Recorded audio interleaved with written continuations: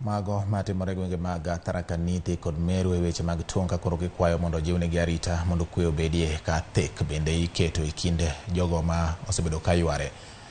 Jalo moro moyange ni Paul Mackenzie mar kanisa mar Good News International ochwal e doho bang' chich nochuno nyithindo moko bet kech kendo kelo thogi.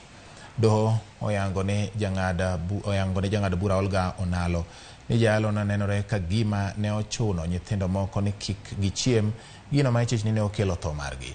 Doho chiko mondo mi owe Mackenzie thuolo ka ogoye fwai mar siling maromo 1,000. Doho bende ogolo chik ni achijno nyaka chopete sendo bila saa ka saa ma oluonge. After receiving information that there is a person who was radicalizing people, or rather brainwashing people, that they should starve their children to death, and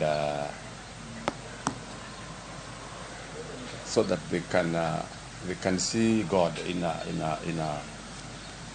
the future. The information we have is that some children had been starved to death, and they have been buried in shallow graves, and we have some evidence to that effect.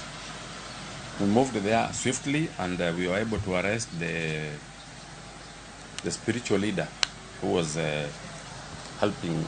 radicalizing people. His name is Paul Mackenzie. He's a known person in Malaysia.